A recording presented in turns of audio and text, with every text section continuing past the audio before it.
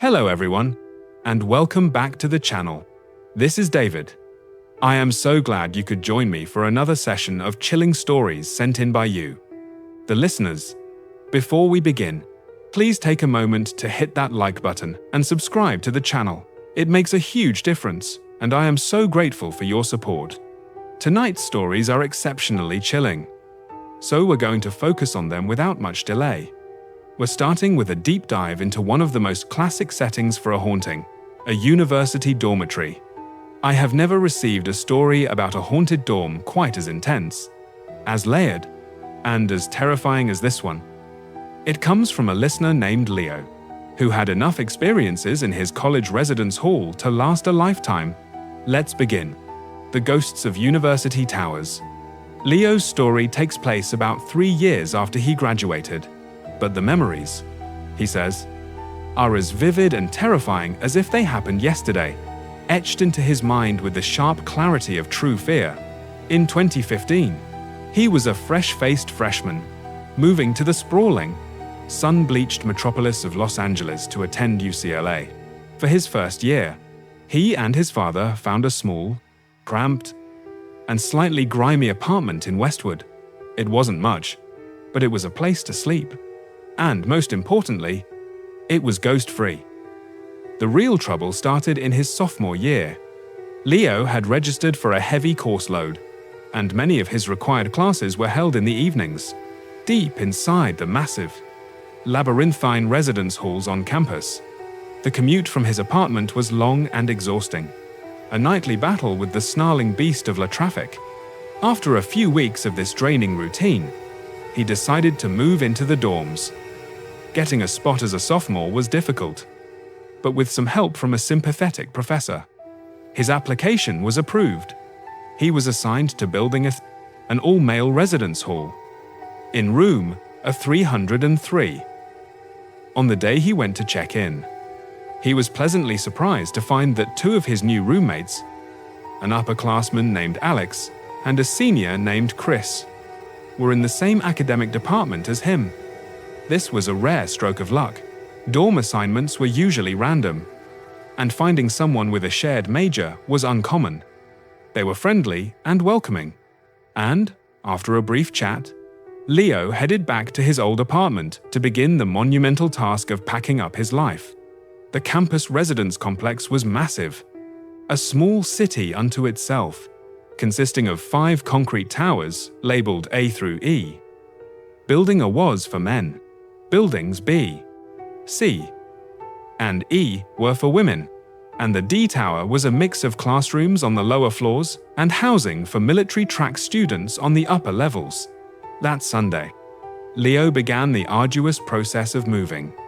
Without a car, he had to haul all his belongings across the city using the rattling, unpredictable network of public transit. By the time he made the 3rd and final bus trip, loaded down with boxes and bags, it was late afternoon. The sun was setting, painting the La Smog a bruised orange, and he was completely, bone-deeply exhausted. The room was a standard 8-person suite, 4 sets of metal-framed bunk beds, with 2 large, imposing wooden wardrobes standing like sentinels at the end of the room. He was assigned a bottom bunk next to one of these wardrobes. From his bed, his feet pointed towards the dark wood of the wardrobe, and his head was positioned so that when he lay on his side, he had a clear view of the back door, which led to a small, caged-in balcony used for drying clothes. That night, he slept like the dead. The exhaustion from the move was so total that the moment his head hit the pillow, he was gone, lost to a deep and dreamless void. But sometime in the dead of night, in that silent, heavy hour before the dawn, he jolted awake for no reason. A sudden, unexplained surge of adrenaline. He tried to fall back asleep, but it was no use. He just lay there, tossing and turning, listening to the only sound in the room, the rhythmic, insistent click-clack of his roommate Alex's keyboard from the bunk directly above. He was clearly pulling an all-nighter, working on an assignment. Leo was lying on his side, facing the cool, concrete wall, with his back to the room and the balcony door. He lay perfectly still, listening to the typing, when a strange and powerful urge came over him. It wasn't a thought, but a physical compulsion, an insistent, silent voice in his head that demanded he turn over and look towards the back of the room. He fought it for a moment, a wave of irrational fear washing over him. But the feeling was overwhelming, undeniable. He slowly, reluctantly, opened his eyes and rolled over, and his blood ran cold.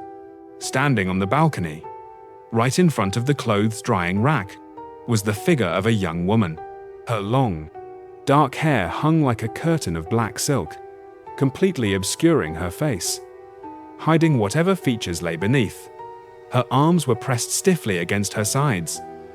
And the most terrifying, reality-shattering detail of all, her feet were not touching the ground. She was floating silently, a few inches above the concrete floor, perfectly still, a silent, spectral sentinel, just watching him. The room was dark, but the ghostly white light from Alex's laptop screen on the top bunk cast just enough illumination for Leo to see her clearly. The pale, formless clothes, the dark curtain of hair, and the horrifying, impossible space between her feet and the floor. He wasn't paralyzed, his body was his own, but his mind was frozen in a state of sheer, primal terror. In a sudden, involuntary spasm of fear, his hand shot out and slammed against the wooden frame of his bunk with a loud, echoing crack. The sound broke the spell. He scrambled out of bed, his legs tangled in his sheets, lunged for the light switch by the door, and flipped on every light in the room, flooding the suite with a harsh, buzzing fluorescent brightness. He spun around and looked at the balcony. The floating woman was gone. From the top bunk, Alex peered down, his face a mask of annoyance. What the hell? Man? It's the middle of the night. Why did you turn on all the lights? Did you see anything just now? Leo stammered, his heart hammering against his ribs so hard he could feel it in his throat. See what? I've been working on this paper for hours, Alex replied, rubbing his eyes. Are you okay? You look like you've seen a ghost. Leo didn't have the courage to tell him. The words trapped behind a wall of fear. He looked at the clock. It was nearly 2 a.m. He knew, with an absolute certainty, that he wouldn't be able to sleep again.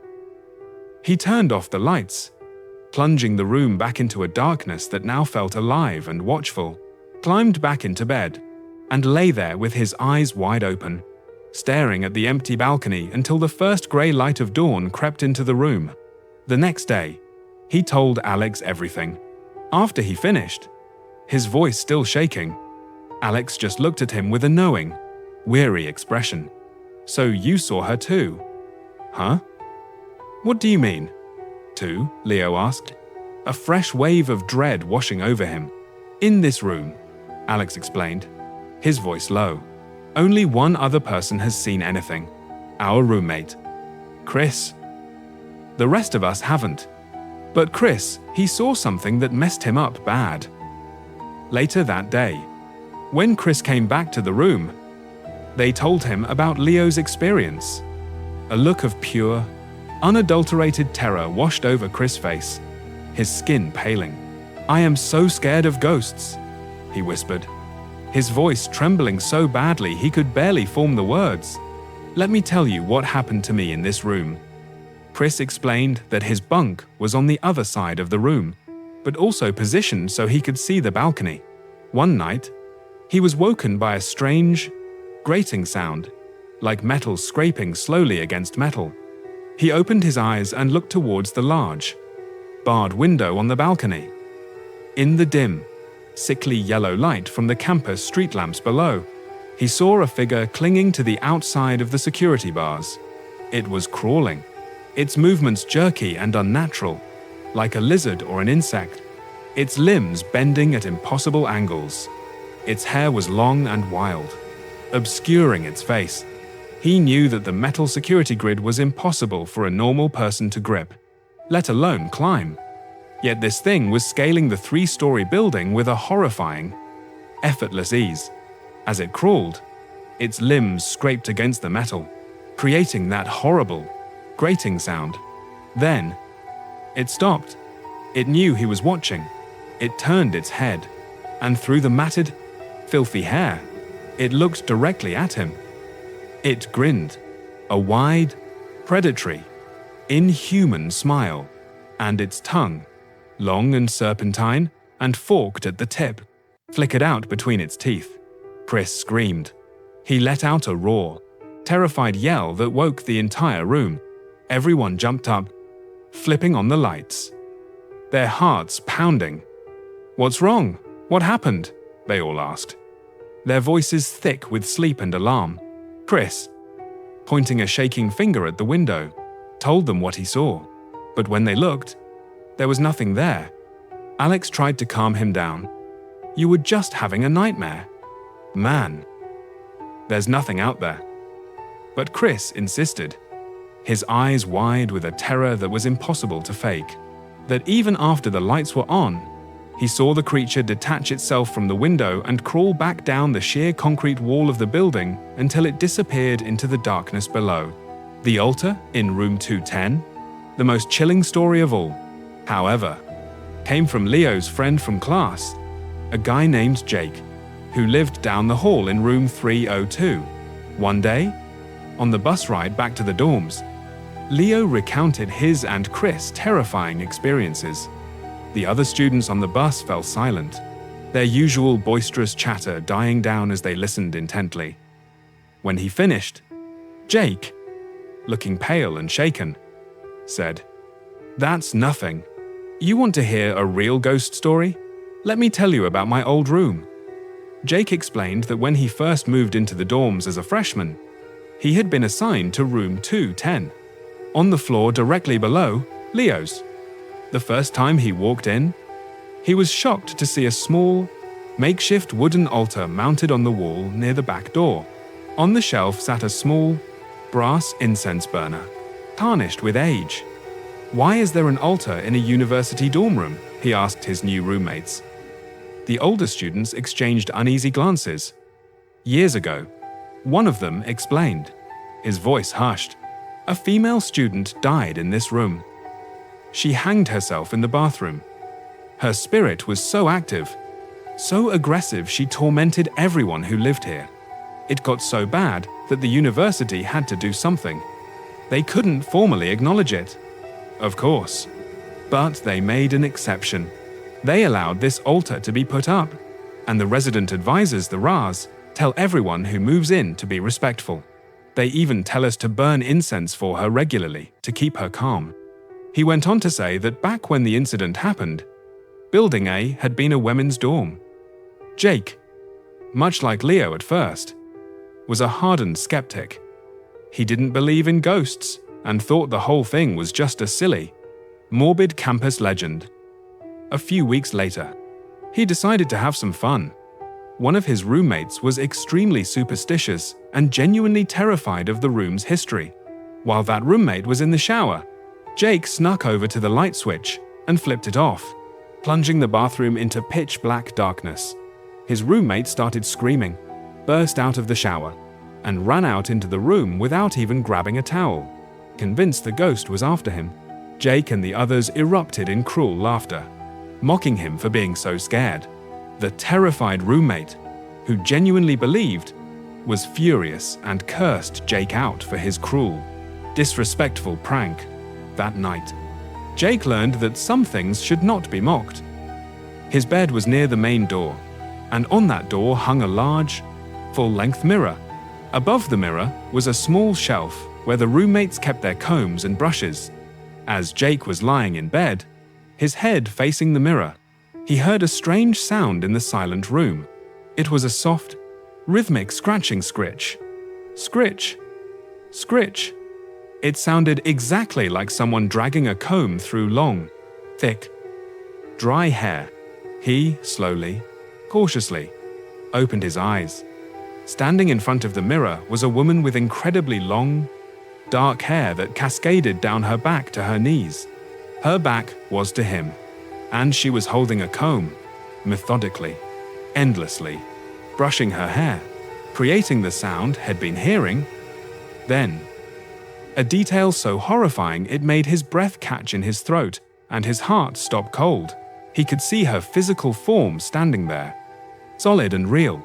But when he looked at the mirror she was facing, there was no reflection. The mirror showed the empty room behind her, as if she didn't exist at all. In that moment, he knew the story was true. He knew who it was. He was so terrified he couldn't even scream. A soundless cry trapped in his paralyzed throat. He just slowly, silently, slid out of his top bunk, crept down the ladder without making a sound, and slipped into the empty bottom bunk with his sleeping roommate, pulling the covers over his head and trembling uncontrollably until morning. The next day, he confessed everything to his roommates. "You see?" the one head pranked said, a mixture of fear and vindication in his eyes. "You see what happens when you disrespect her? You need to apologize." Shaking with a fear that was now deeply ingrained, Jake took a stick of incense, lit it, and stood before the small, unassuming altar. He prayed silently, his mind racing. "I am so sorry," he whispered, his voice cracking. "It was my first and last time. I swear. I was just joking. I didn't know you were really here. Please, forgive me." Whether the spirit forgave him or not, Jake didn't wait to find out. He put in an immediate request for a room change and was moved to room 302, down the hall from Leo, the very next week. As a final, chilling postscript, Leo adds that he later learned from some of the oldest staff members on campus that the entire dormitory complex had been built directly on top of an old cemetery. The graves, they said with a shrug, had been moved. But as is so often the case, the spirits had been left behind. The ghost on the Oregon coast. Our next series of short, unsettling tales comes from a listener named Isabella. Her family is Catholic, and she grew up a steadfast non-believer in ghosts or spirits, dismissing it all as superstition. 4 years ago, her family moved from an inland town to a small, misty coastal community in Oregon to open a new business. They found an old house to rent that was in a prime location near the local market. The house had been vacant for a long time, previous renters, they were told, never stayed for more than a few months before moving out abruptly. The day they moved in, the first thing they saw was a faded bagua amulet, a traditional Chinese protective charm, nailed to the wooden frame of the front door. Inside, Isabella found her own room to be unnaturally, bone-chillingly cold, a stark contrast to the rest of the house, and resting on the windowsill, as if waiting for her, was an old, heavily rusted knife.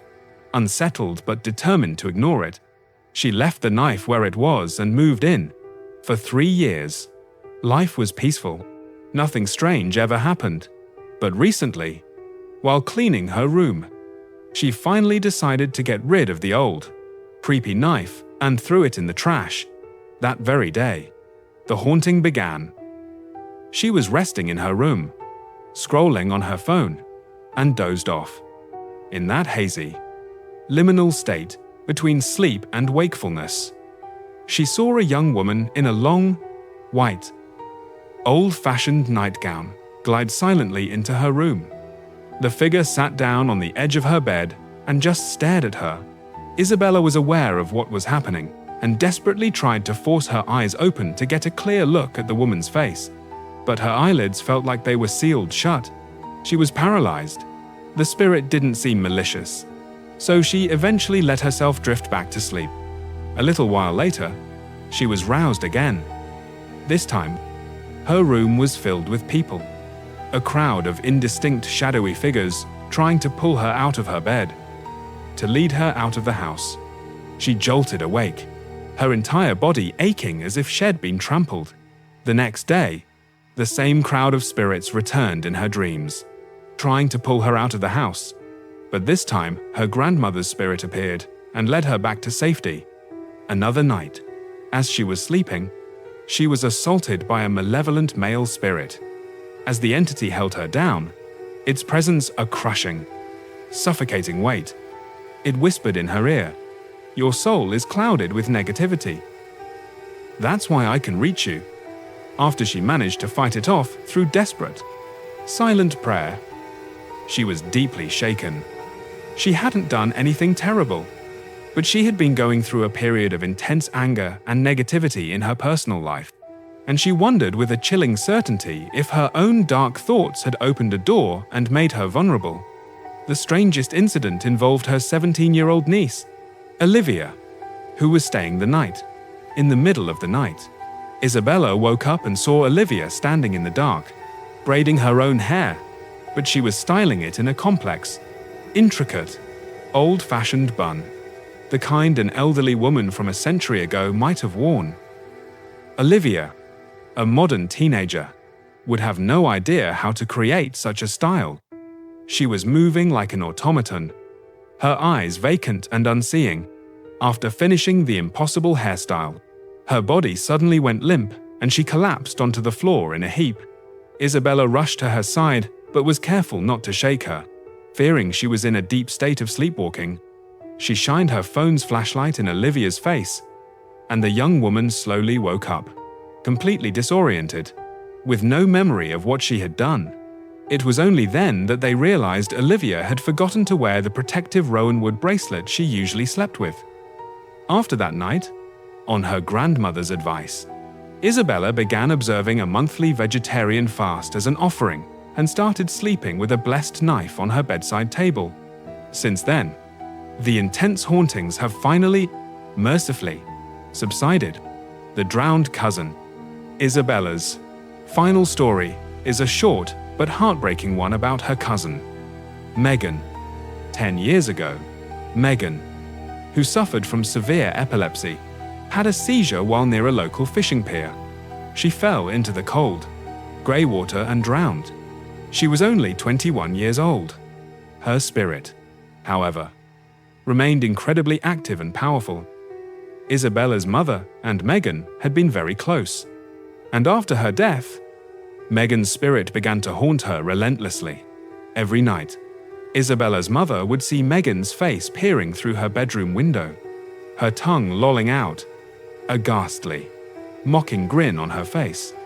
The family hung salt bags and other wards, but nothing worked until they had a priest bless a small wooden cross for her to wear. Megan's ghost also visited a close friend, Tom, who had been working out of town and missed her funeral. He was sleeping in his work bunkhouse when she appeared, shook his feet, and said, her voice dripping with spectral indignation, "Hey, you think you're too good to come to my funeral the next day?"